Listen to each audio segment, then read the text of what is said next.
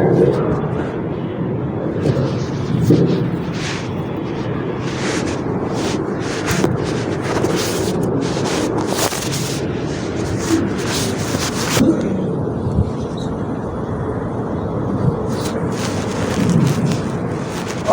بالله من الشيطان الرجيم. بسم الله الرحمن الرحيم. الحمد لله الذي أنزل على عبده الكتاب ولم يجعل له عوجا قيما لينذر بأسا شديدا من لدنه ويبشر المؤمنين الذين يعملون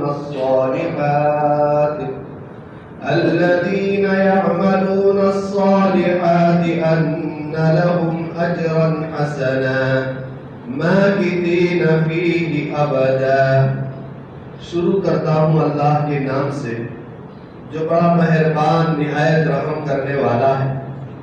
تمام تعریفیں اس اللہ کے لیے ہے جس نے اپنے بندے محمد صلی اللہ علیہ وسلم پر الکتاب یعنی قرآن کریم کو اتارا اور اس میں کوئی کجی اور ٹیڑھا پر نہیں رکھا.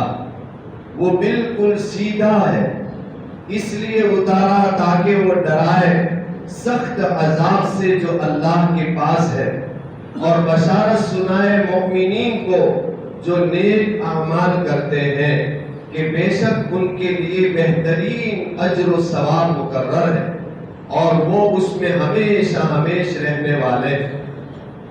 محترم دوستوں اور بزرگوں، گزشتہ کل یہ بات بتائی تھی کہ یہ جو سورہ کہف ہے اور اس سے پہلے سورہ بنو اسرائیل ہے، ان دونوں سورتوں کے درمیان میں بہت ہی گہرا کنیکشن اور تعلق ہے. سب سے پہلا تعلق تو یہ ہے کہ سورہ بنو اسرائیل جو ہے اس کی جو شروعات ہے اس میں بھی اللہ تبارک و تعالی نے ارشاد فرمایا ہے سبحان الذی اسری بعبدہ لیلا من المسجد الحرام الی المسجد الاقصی. اور یہ جو سورت شریفہ ہے اس کی شروعات ہے الحمدللہ الذی انزل علی عبدہ. اور آپ کو معلوم ہے اور ہم سنتے رہتے ہیں کہ اللہ کی تسبیح اور اللہ کی تحمید، سبحان اللہ اور الحمدللہ، ان دونوں کے درمیان میں بہت ہی گہرا تعلق ہے. سبحان اللہ کا مطلب ہوتا ہے کہ میں اللہ کی ذات کو تمام عیب سے، تمام نقصانات سے، ہر قسم کی خامی سے پاک قرار دیتا ہوں کہ میرا اللہ ہر خامیوں سے پاک، ہر عیب سے پاک. اور الحمدللہ کا مطلب ہے کہ میرا اللہ ایک ایسی ذات ہے جو ہر کمال اس کے اندر پائے جاتے ہیں، ساری خوبیاں اس کے اندر پائی جاتی. تو سبحان اللہ کا مطلب ہے سارے عیب سے پاک، اور الحمدللہ کا مطلب ساری خوبیاں میرے اللہ کے اندر پائی جاتی. یہ ہے ان دونوں صورتوں کے درمیان میں تعلق کہ پہلی سورت شروع ہوئی سبحان اللہ سے اور یہ سورت شروع ہوئی الحمدللہ سے. دوسری بات یہ کہ پہلی سورت جو بنو اسرائیل ہے اس میں بھی اللہ تعالیٰ نے بیان کیا سبحان الذی اسری بعبدہ کہ اللہ کی ذات پاک ہے جس نے اپنے بندے محمد صلی اللہ علیہ وسلم کو معراج کروایا. اور اس آیت میں اللہ فرماتا ہے تمام تعریفیں اس اللہ کے لیے ہے جس نے اپنے محمد صلی اللہ علیہ وسلم پر آسمان سے کتاب اتاری. یہ بہت گہری بات ہے کہ پہلی آیت میں، پہلی سورت میں اللہ فرماتا ہے کہ میرے محبوب صلی اللہ علیہ وسلم ایک ایسی ذات ہے جس کو میں نے فرش سے عرش پر بلایا. اور اس صورت کے اندر اللہ فرماتا ہے کہ میرا کلام اتنا اونچا کلام ہے کہ میں نے اس کو آسمانوں سے نیچے زمین پر نبی کریم صلی اللہ علیہ وسلم پر اتارا. تو رسول اللہ صلی اللہ علیہ وسلم فرش پر رہنے والے، زمین پر رہنے والی ایسی شخصیت ہے جو عرش پر بلانے کے لائق ہے. اور میرا کلام عرش پر رہنے والا یہ ایک ایسا مناسب کلام ہے کہ فرش پر رہنے والے محمد صلی اللہ علیہ وسلم پر اتارے جانا چاہتے. یہ عرش سے اتارا زمین پر اور زمین سے چڑھائے نبی کریم صلی اللہ علیہ وسلم کو آسمان پر.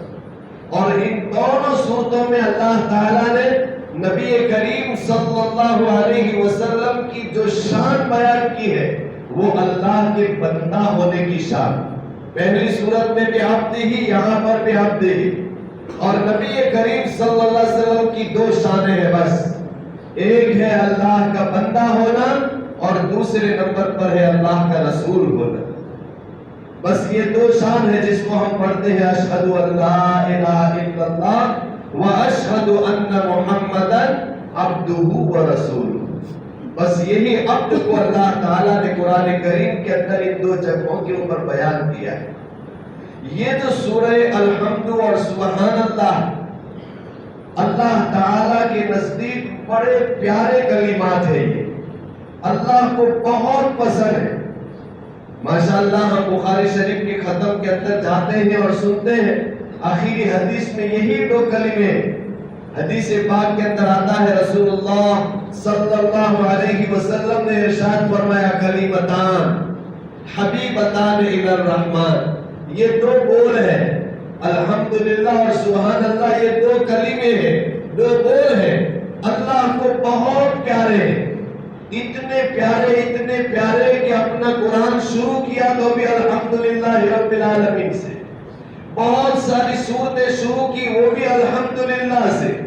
بہت ساری صورتیں شروع کی سبح للہ ما فی السماوات یسبح للہ ما فی السماوات والارض. تو اللہ کی حمد اور اللہ کی تسبیح اللہ کو اتنی پیاری کہ کلام کی شروعات بھی الحمدللہ سے. اور اللہ کے رسول صلی اللہ علیہ وسلم فرماتے ہیں کہ یہ دو بول اللہ کو بہت پیارے ہیں. کلمتان حبیبتان الی الرحمن، رحمان کو بہت پیارے ہیں. خفیفتان علی اللسان، اگر یہ بندہ اس کلمے کو بولنا چاہے تو اس کو بولنا بھی بڑا ایزی اور بڑا آسان ہے. خفیفتان علی اللسان. لیکن یہی دو بول بول کر اللہ کے نزدیک جب یہ بندہ اپنا ثواب لینے کے لیے جائے گا رسول اللہ صلی اللہ علیہ وسلم فرماتے ہیں ثقیلتان فی المیزان. اس دو کلمے کے بولنے کے اوپر اللہ کی طرف سے اس بولنے والے کو جو ثواب دیا جائے گا وہ ترازو کے اندر بڑا بھاری ہوگا. تو یہ سبحان اللہ الحمدللہ اللہ کو پیارا ہے. خود بھی اللہ تعالیٰ بتاتے، خود بھی یہ کلمات پڑھتا ہے قرآن کی شروعات میں الحمدللہ رب العالمین. اور ہم کو بھی کہا ہے کہ ہم بھی پڑھتے رہیں. حدیث پاک میں رسول اللہ صلی اللہ علیہ وسلم سے حدیث منقول ہے. حضرت عائشہ صدیقہ رضی اللہ تعالیٰ عنہ کی روایت ہے. رسول اللہ صلی اللہ علیہ وسلم نے فرمایا کہ اے عائشہ، پوری حدیث سے شارٹ کٹ کر کے بتا دیتا ہوں. تسبحین تحمدین اللہ ثلاثا و ثلاثین مرتا، ہر فرض نماز کے بعد 33 مرتبہ الحمدللہ پڑھ لو، 33 مرتبہ سبحان اللہ پڑھ لو اور 34 مرتبہ اللہ اکبر پڑھ لو. اس کے پڑھنے سے فائدہ کیا ہوگا؟ اصل میں یہ شکایت کی تھی حضرت عائشہ رضی اللہ تعالیٰ عنہ نے ایک نوکر لینے کے لیے، ایک خادم لینے کے لیے کہ پورا دن وہ چکی پیسنے کی وجہ سے ہاتھ تھک جاتے ہیں، پانی بھرنے کی وجہ سے کمر دکھ جاتی ہے، تو کوئی خادم مل جائے گھر کے اندر تاکہ یہ میرے سارے کام کر دے. رسول اللہ صلی اللہ علیہ وسلم نے فرمایا عائشہ اپنے سارے گھر کے کام کاج خود کرو، اپنے گھر کے سارے کام کاج خود کرو اور ہر فرض نماز کے بعد 33 مرتبہ سبحان اللہ، 33 مرتبہ الحمدللہ، 34 مرتبہ اللہ اکبر. اور اسی طریقے سے جب تم بستر پر سونے کے لیے جاؤ اس وقت بھی یہ 100 مرتبہ 34 مرتبہ یہ کلمہ پڑھ لو. اس کے پڑھنے کی برکت سے پورے دن تم نے جتنے کام کیے ہیں اور اس کی وجہ سے تم کو جو تھکان لگا ہے یہ سارا تھکان اس تسبیح کی برکت سے اتر جائے گا. اور اس کا ثواب جو آخرت میں ملنے والا ہے وہ تو ملے گا ہی. تو ہم دنیا کے اندر جو کام کاج کر کے تھک جاتے ہیں اس کے تھکان کو ختم کرنے کا علاج رسول اللہ صلی اللہ علیہ وسلم نے اس تسبیحات میں رکھا ہے کہ آپ یہ 33 مرتبہ تسبیح پڑھ لو، تمہارے سارے دن کا تھکان اس کلمات کے پڑھنے کی برکت سے اللہ اتار دے گا۔ اور بھی اللہ کی تسبیح اور تحمید اللہ کو اتنی پسند ہے کہ ہم کو تو کہا کہ ہم بھی پڑھیں، لیکن قرآن کریم کے اندر تو اللہ تبارک و تعالی ارشاد فرماتا ہے وَإِن مِّن شَيْءٍ إِلَّا يُسَبِّحُ بِحَمْدِهِ، دنیا کی ہر چیز اللہ کی تسبیح پڑھتی، صرف اللہ نہیں، صرف انسان نہیں، یہ درخت، یہ پہاڑ، یہ بادل، یہ آسمان، یہ دیواریں، ساری چیزیں اللہ کی تسبیح اور تحمید پڑھتی ہیں۔ اللہ تعالیٰ نے انسان اور جنات کے علاوہ کسی مخلوق کو کسی حکم کا پابند نہیں کیا ہے، لیکن یہ تسبیح اور تحمید ایک اللہ کو اتنی پیاری چیز ہے کہ دنیا کی ہر چیز اللہ کی تسبیح پڑھتی ہے۔ اللہ قرآن میں فرماتا ہے وَإِن مِّن شَيْءٍ إِلَّا يُسَبِّحُ بِحَمْدِهِ وَلَٰكِن لَّا تَفْقَهُونَ تَسْبِيحَهُ، ہر ایک کے تسبیح پڑھنے کا انداز الگ الگ ہے۔ جیسے ہم کو گجراتی میں شب ماستر ہم کو پڑھا دیتے ہیں چکلی اندر چوں چوں چوں چچوں ڈڑو چوں چوں چوں، یہ سب تسبیحات ہے ہر چیز کی۔ وَإِن مِّن شَيْءٍ إِلَّا يُسَبِّحُ بِحَمْدِهِ وَلَٰكِن لَّا تَفْقَهُونَ تَسْبِيحَهُ، اور یہ تسبیح اللہ کو اتنی پیاری ہے کہ اللہ کے وہاں اللہ نے کئی فرشتے مقرر کیے جن کا کام بھی بس یہی 24 گھنٹے اللہ کی تسبیح پڑھتے رہنا۔ جیسے کہ قرآن کریم کے اندر ہم پڑھتے ہیں کہ جب اللہ تعالیٰ نے آدم علیہ السلام کو پیدا کرنے کا ارادہ کیا تو فرشتوں نے اس پر اعتراض کیا کہ اللہ ایسی مخلوق کو پیدا کرنے کی کیا ضرورت ہے؟ نحن نسبح بحمدک ونقدس لک، ہم تیری تسبیح پڑھ لیں گے، ہم تیری پاکیزگی بیان کر لیں گے، اس انسان کو کیوں پیدا کرتا ہے؟ تو اس سے معلوم ہوا کہ اللہ تعالیٰ کے فرشتے بعض تو ایسے ہیں جو ہر وقت اللہ تعالیٰ کی تسبیح پڑھتے رہتے ہیں، بلکہ احادیث مبارکہ کے اندر تو آتا ہے کہ جس طرح سے انسان کی زندگی کا دار و مدار سانس لینے اور نکالنے پر ہے کہ انسان سانس لیتا ہے نکالتا ہے اسی سے اس کی زندگی بسر ہوتی ہے، اسی طریقے سے فرشتے کی زندگی کا دار و مدار تسبیح اور تقدیس ہے۔ التسبیح لہم کالنفس لنا، ان کے لیے تسبیح پڑھنے کا مشغلہ ایسا ہے جیسے ہمارے لیے سانس لینے کا مشغلہ، کہ ہم دنیا میں کوئی بھی کام کرتے رہیں لیکن ہمارا سانس لینے کا کام اٹکتا نہیں، وہ کنٹینیو رہتا ہے۔ اسی طرح سے فرشتے چاہے وہ کسی بھی کام میں مشغول ہوں لیکن ان کی تسبیح پڑھنے کا کام کنٹینیو رہتا ہے، ہمیشہ رہتا ہے، اٹکتا نہیں۔ التسبیح لہم کالنفس لنا، کہ فرشتوں کے لیے تسبیح پڑھنے کا مشغلہ ایسا ہے جیسے ہمارے لیے سانس لینے اور نکالنے کا مشغلہ ہے، کہ ہم کوئی بھی کام کرتے رہے سانس لینے کا کام رکتا نہیں، اسی طرح سے فرشتے کچھ بھی کام کرتے رہے لیکن تسبیح پڑھنے کا کام اٹکتا نہیں۔ تو فرشتے اللہ کی تسبیح پڑھتے ہیں، دنیا کی ہر مخلوق اللہ کی تسبیح پڑھتے ہیں، ہم کو بھی اللہ تعالیٰ نے تسبیح پڑھنے کی بڑی فضیلتیں بیان کی ہے۔ اور اس کے ساتھ ساتھ آخری بات، جب مسلمان جنت کے اندر چلے جائیں گے ساری عبادتوں کا حکم ختم، نماز کا حکم ختم، روزے کا حکم ختم، زکات کا حکم ختم، لیکن جنت میں پہنچنے کے بعد اللہ کی تحمید اور اللہ کی تسبیح جنتی بھی پڑھیں گے۔ قرآن کریم کے اندر اللہ تبارک و تعالی ارشاد فرماتا ہے وَسِيقَ الَّذِينَ اتَّقَوْا إِلَىٰ رَبِّهِمْ، کہ جب جنتیوں کو جنت کے اندر پہنچا دیے جائیں گے اور جب وہ جنت میں داخل ہوں گے قالوا، تو وہ کہیں گے الحمدللہ الذی اورثنا ھذا، یہ تمام تعریفیں اس اللہ کے لیے ہے جس نے ہم کو یہ جنت جیسی نعمت عطا فرما دی۔ تو جنت میں جانے کے بعد بھی جنتی لوگ اللہ کی تسبیح پڑھتے رہیں گے۔ یہ تسبیح اللہ کو اتنی پیاری چیز ہے اسی کو رسول اللہ صلی اللہ علیہ وسلم فرماتے ہیں کلمتان حبیبتان الی الرحمن خفیفتان علی اللسان ثقیلتان فی المیزان سبحان اللہ وبحمدہ سبحان اللہ العظیم۔ اللہ تبارک و تعالی ہمیں زیادہ سے زیادہ اللہ کا ذکر کرنے کی توفیق عطا فرمائے۔ اور یہی بات اللہ نے قرآن میں بار بار ارشاد فرمائی ہے، یا ایھا الذین آمنوا اذکروا اللہ ذکرا کثیرا۔ نماز 5 پڑھ لو، روزہ مہینے میں 30 سال میں 30 دن رکھ لو، لیکن جب ذکر کرنے کی باری آئی اور ذکر کرنے کا حکم دینے کی باری آئی تو اللہ فرماتا ہے یا ایھا الذین آمنوا اذکروا اللہ ذکرا کثیرا۔ اے ایمان والو اللہ کا بکثرت ذکر کرتے رہو۔ دوسری جگہ اللہ فرماتا ہے الذین یذکرون اللہ قیاما وقعودا وعلی جنوبہم۔ اللہ کے حقیقی بندے وہ ہیں جو اللہ کا ذکر کرتے رہتے ہیں، بیٹھے ہو تو بھی، سوئے ہو تو بھی، اور کھڑے ہو تو بھی، کھڑے ہو تو بھی، بیٹھے ہو تو بھی، سوئے ہوئے تو بھی۔ الذین یذکرون اللہ قیاما وقعودا وعلی جنوبہم۔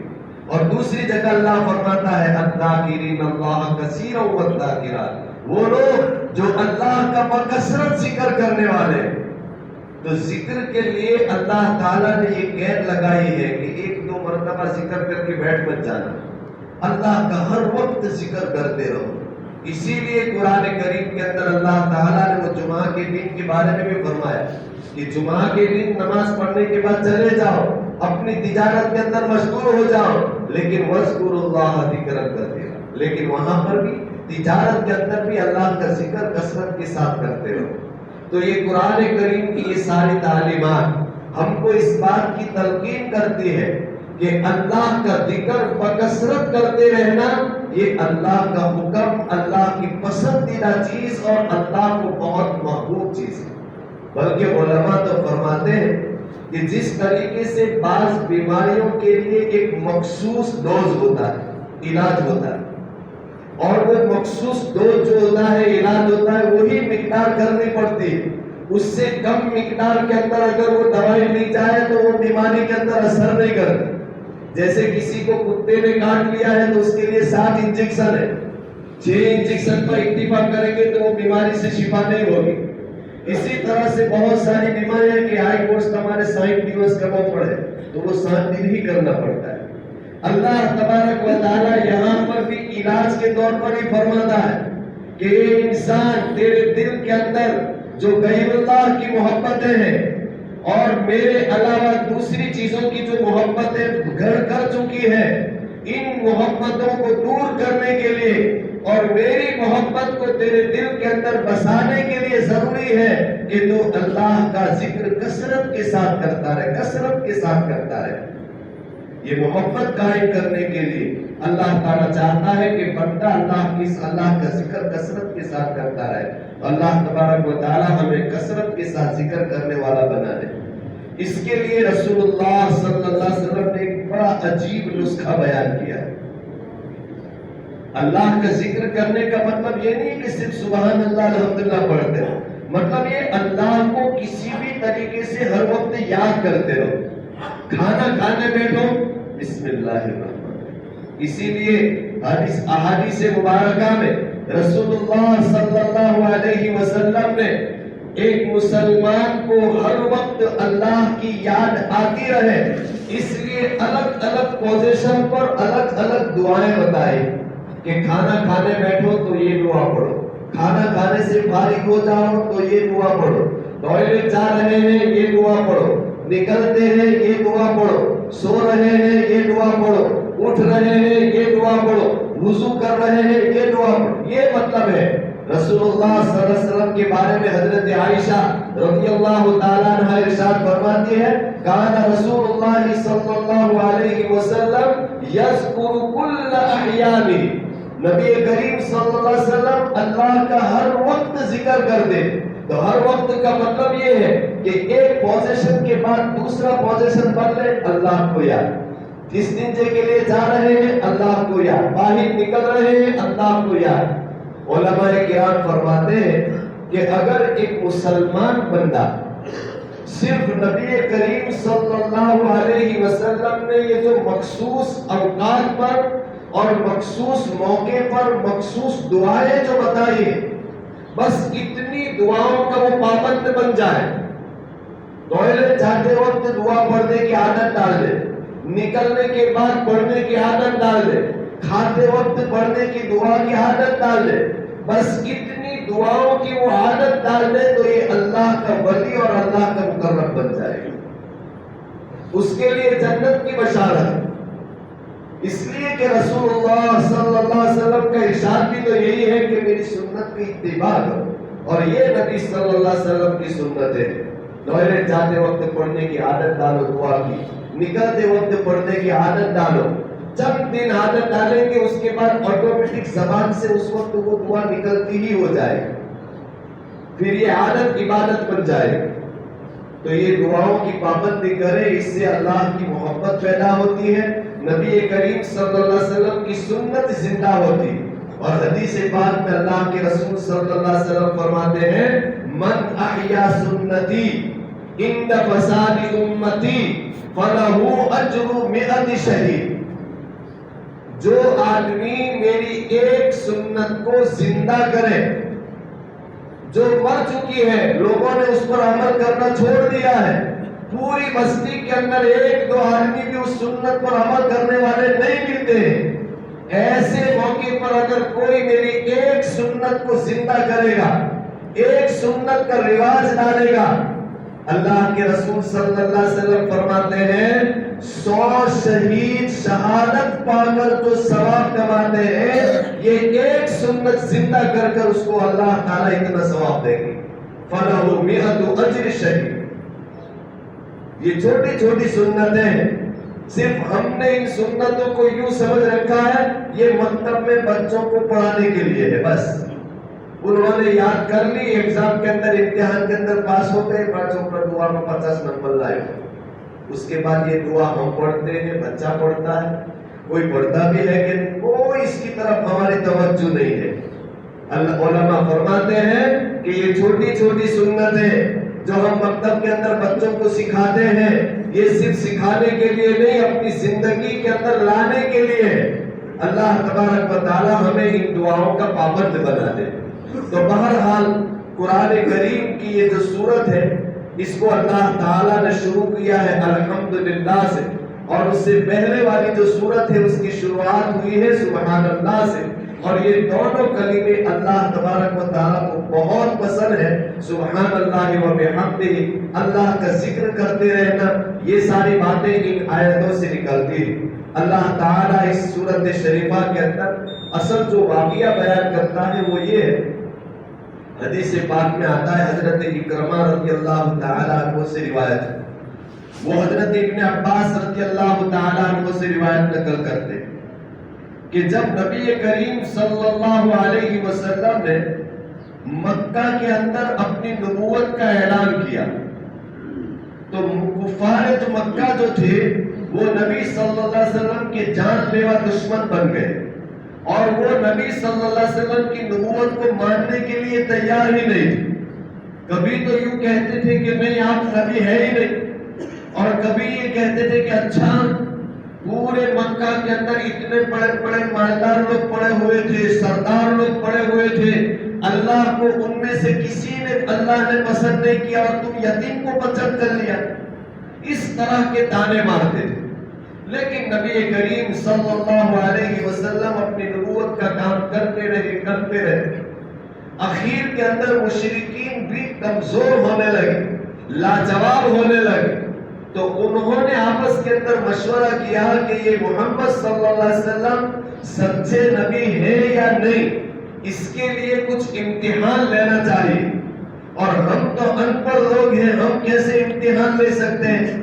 اس لیے ایک کام کرتے ہیں، مکہ سے دور مدینہ میں یہود لوگ رہتے ہیں، ہم ان کے پاس جاتے ہیں اور ان سے مشورہ لیتے ہیں کہ اس نبی کے سچے نبی ہونے کے لیے ہم کیا امتحان لیں جس سے پتا چلے کہ یہ سچے نبی ہے بھی کہ نہیں. تو یہ سارے مشرکین مکہ نے مل کر 2 آدمیوں کو منتخب کیا، پسند کیا. ایک نضر بن حارث اور دوسرا عتبہ بن ابو معیط، یہ مشرکین مکہ میں سے بڑے کافروں میں سے تھا۔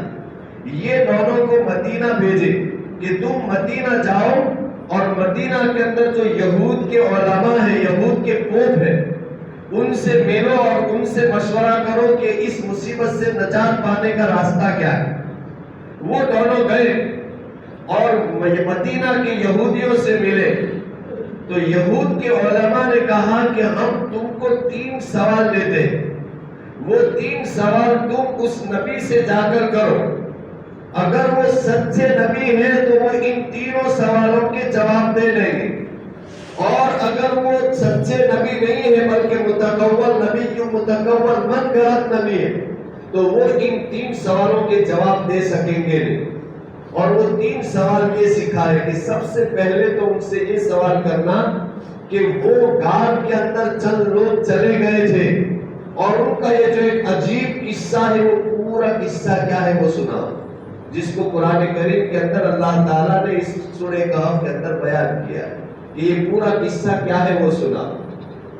دوسرا یہ کہ روح کس کو کہتے ہیں اور اس کی حقیقت کیا ہے، اس کا جواب ہم کو دو۔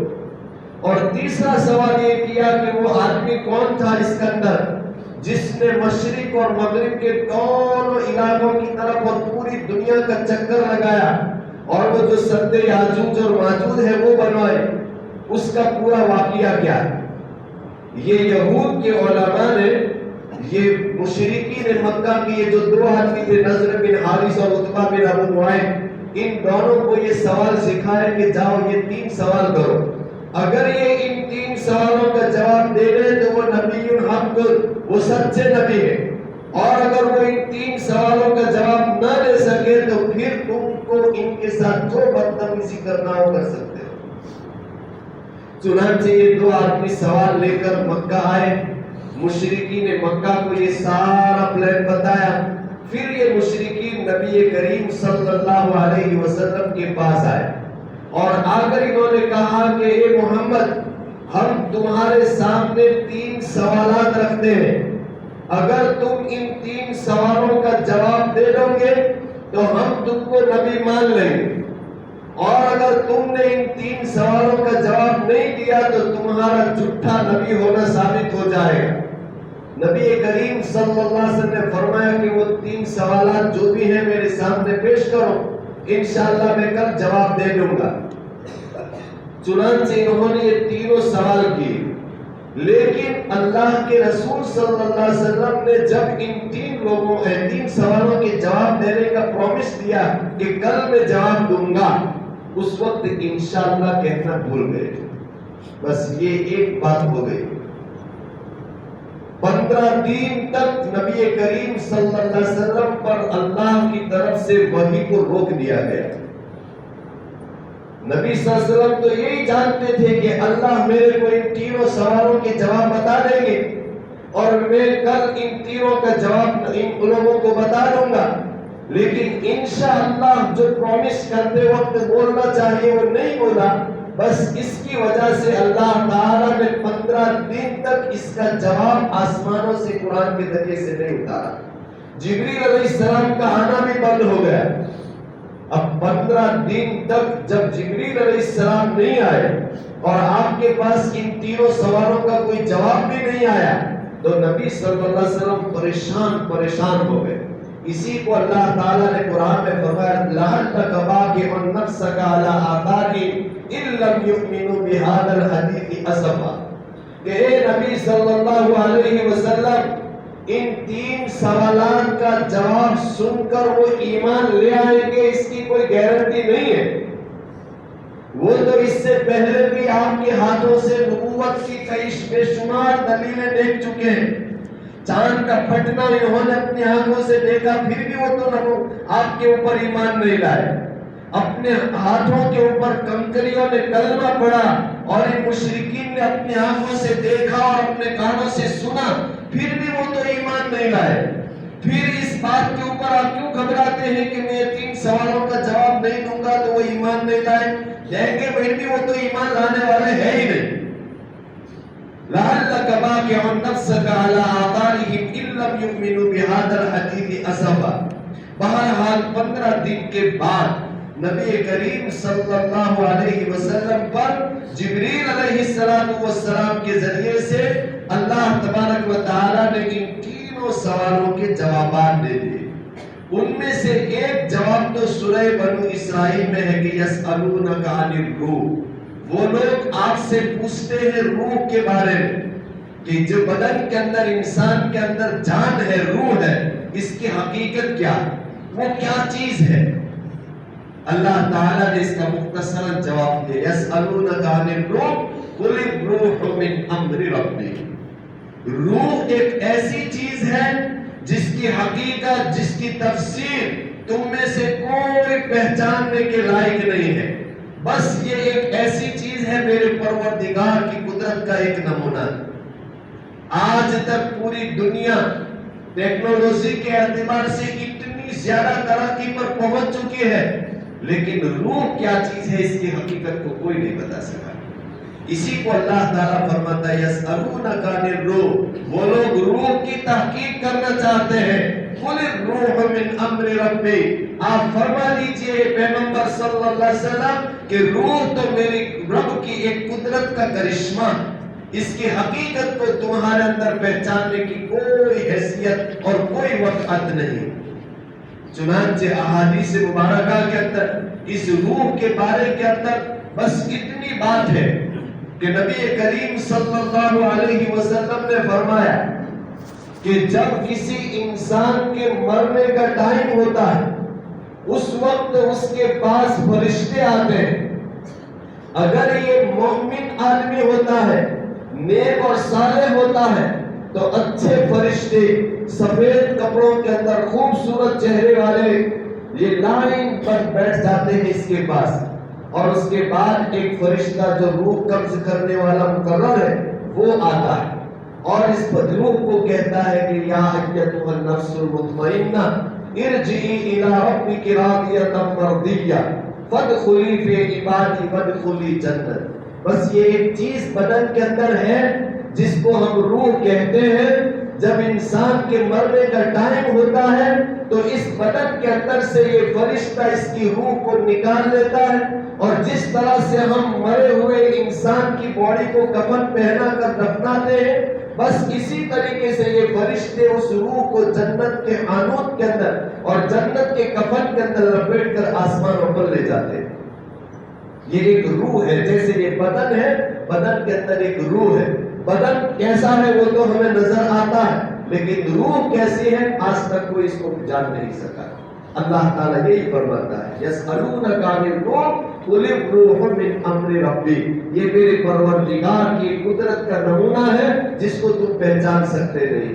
हदीस पाक के अंदर आता है रसूलुल्लाह सल्लल्लाहु अलैहि वसल्लम ने फरमाया कि जब ये नेक इंसान की रूह को इस फरिश्ते ने निकाल कर कफन के अंदर रख दिया, उसके बाद फौरन दूसरे फरिश्ते इसके हाथ में से ले लेते और फिर दूसरे के बाद तीसरा, तीसरे के बाद चौथा, इस तरीके से ये फरिश्ते लाइन पर, जैसे कि कोई अच्छे आदमी का इंतकाल हो और जनाजे के अंदर लाइन होती है तो एक कंधे से दूसरा कंधे, तीसरा कंधा, फौरन कब्रिस्तान उसकी जनाजा पहुंच जाता है। इसी तरीके से ये रूह का जनाजा भी एक फरिश्ते के बाद दूसरा, तीसरा आसमान पर पहुंचता है, पहले आसमान।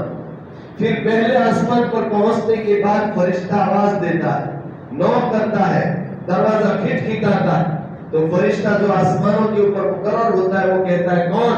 तो कहा कि मैं फरिश्ता रूह कब्ज करने वाला। किसको लेकर आए हो? कहा कि फलाने की रूह को। तो क्या अच्छा, ये तो बहुत अच्छी रूह है, हमारे तरफ अल्लाह की तरफ से हमको इजाजत है कि हम उसके लिए दरवाजा खोल। वो दरवाजा खोल दिया जाता है, पहले आसमान के ऊपर, दूसरे आसमान पर, तीसरे आसमान पर, चौथे आसमान पर, पांचवें, छठे, सातवें आसमान पर उसकी रूह पहुंचने के बाद फिर वहां पर एक दरख्त है, शजरतुल मुअल्लक़ह, एक दरख्त है और उस दरख्त के ऊपर कुछ चिड़ियां हैं और परिंदे चहचहाते, वहां इसकी रूह को छोड़ दी जाती है। ये हदीस पाक के अंदर अल्लाह के रसूल सल्लल्लाहु अलैहि वसल्लम का इरशाद है। और यहाँ पर सारी रूहें जमा भी होती है और ये रूहें एक दूसरे को पहचानती भी है। हदीस पाक के अंदर आता है कि हजरत इब्न अब्बास रज़ियल्लाहु अन्हु से रिवायत है कि एक सहाबी के इंतकाल का वक्त था, اس وقت ایک صحابیہ عورت نبی کریم صلی اللہ علیہ وسلم اس صحابی کے پاس آئی اور کہا کہ تم جا رہے ہو تو میری طرف سے رسول اللہ صلی اللہ علیہ وسلم کو سلام کہتے ہیں. تو اس صحابی نے کہا میں مر رہا ہوں. کہاں؟ تو کہا کہ نبی صلی اللہ علیہ وسلم نے فرمایا ہے کہ مومنین کی روحیں عالم ارواح کے اندر جمع ہوتی ہے اور وہ ایک دوسرے کے ساتھ ملتی ہے. بلکہ حدیث میں تو یہاں تک ہے رسول اللہ صلی اللہ علیہ وسلم نے فرمایا کہ جب یہ روح مرنے کے بعد آپ اوپر پہنچتی ہے دوسری روحیں اس کے پاس آ کر جمع ہوتی ہے اور اس سے خبریں پوچھتی ہیں کہ میرا فلانا رشتہ دار اس کی کیا خبر, میرا فلانا رشتہ دار اس کی کیا خبر. تو کہا کہ وہ تو 2-3 دن پہلے مر گیا, یہاں نہیں ہے. کہا نہیں یہاں تو نہیں آیا تھا, وہ حاویہ تو یہ جہنم میں گیا. حدیث پاک میں اللہ کے رسول صلی اللہ علیہ وسلم کے یہ ارشادات. اس کے بعد پھر دوسری میں کہتے ہیں یار یہ ابھی آیا ہے, دنیا کی تھکان سے تھکا ہوا ہے, تھوڑا آرام کرنے دو, بعد میں باتیں کرنا. یہ نبی کریم صلی اللہ علیہ وسلم کا ارشاد. اس کے بعد رسول اللہ صلی اللہ علیہ وسلم فرماتے ہیں کہ اگر وہ روح مشرک کی ہوتی ہے, کافر کی ہوتی ہے, تو بد شکل فرشتے اس کے پاس جمع ہوتے ہیں اور روح کو نکلنے کا حکم دیتے ہیں, لیکن وہ روح جانتی ہے کہ نکلنے کے بعد آسانی کا معاملہ نہیں ہے, تو وہ اس کے بدن کے اندر گھس جاتی ہے اور بھاگنے لگتی ہے. تو پھر یہ فرشتہ اس کی روح کو اندر بدن کے اندر ہاتھ ڈال کر کھینچتا ہے. رسول اللہ صلی اللہ علیہ وسلم نے فرمایا اس بدن کے اندر سے روح نکالنے کے وقت اس روح کو اور اس بدن کو جو تکلیف ہوتی ہے اس کی مثال ایسی ہے جیسے کہ کوئی کپڑا ہو کاٹن کا اور کانٹے دار درخت ہو اور اس درخت کے اوپر یہ کپڑا پھنس جائے اور پھر جب آدمی کھینچتا ہے تو جس طرح سے کپڑے چڑھ کر کے ٹکڑے ٹکڑے ہو جاتا ہے, بس اسی طریقے سے اس کافر کی روح کو جب اس کے بدن سے نکالا جاتا ہے تو اس کے بدن کو اور روح کو ایسی ہی اذیتیں اور تکلیفیں ہوتی ہیں. اس کے بعد آسمان پر اس کی روح لے جائی جاتی ہے. اس کو کہا جاتا ہے دروازہ کھولنے کو, کہا کہ اس کے لیے کھولنے کی اجازت نہیں. حدیث پاک میں آتا ہے کہ اس کے بدن اس کی روح کے اندر سے ایسی بدبو نکلتی ہے کہ یہ اتنے فرشتے بھی اس بدبو سے بیزار ہو کر اللہ کی پناہ مانگتے اور اس کے بعد اس کی روح کو وہیں سے پھینک دی جاتی ہے. اسی کو اللہ تعالیٰ نے قرآن میں بھی ارشاد فرمایا ہے. وقت ہو گیا, انشاءاللہ العزیز دوسری باتیں آئندہ کل کریں. اللہ تبارک و تعالیٰ ہماری روح کو پاکیزہ بنائے, مرتے وقت ہمیں ایمان کی دولت کے ساتھ موت نصیب فرمائے. وآخر دعوانا الحمدللہ رب العالمین. اللهم صل على سيدنا ومولانا محمد وعلى آل سيدنا ومولانا محمد وبارك وسلم. الله لا إله إلا هو الحي القيوم وعنت الوجوه للحي القيوم. لا إله إلا أنت سبحانك إنا كنا من الظالمين. يا أحد الصمد الذي لم يلد ولم يولد ولم يكن له كفوا أحد. يا أرحم الراحمين. ظلمنا أنفسنا وإن لم تغفر لنا وترحمنا لنكونن من الخاسرين. یا اللہ ہمارے گناہوں کو معاف فرما, ہماری خطاؤں کو معاف فرما. یا اللہ رمضان المبارک کا یہ عشرہ برکتوں والا, یا اللہ ہمیں تمام برکتوں سے مالا مال فرما, ہمارے روزوں کو قبول فرما, ہمارا یہ بیٹھنا اور قرآن کا پڑھنا پڑھانا قبول فرما, اس میں اخلاص عطا فرما, ریاکاری اور شہرت سے یا اللہ ہماری حفاظت فرما. یا اللہ ہم جو کچھ پڑھتے ہیں سنتے ہیں یا اللہ اس کو ہمارے دلوں کے اندر نقش فرما کر اس پر عمل کرنے کی ہمیں توفیق عطا فرما. یا اللہ تیرے حبیب پاک صلی اللہ علیہ وسلم نے جن اوقات میں جو دعائیں پڑھنے کو مسنون قرار دی ہیں یا اللہ ان دعاؤں کو پڑھنے کی ہمیں توفیق عطا فرما اور ان دعاؤں کو پڑھنے کی ہمیں عادت عطا فرما. یا اللہ ہر نیکی کو نیکی سمجھ کر اس پر عمل کرنے کی توفیق عطا فرما, گناہ کو گناہ سمجھ کر اس سے بچنے کی یا اللہ ہمیں توفیق عطا فرما.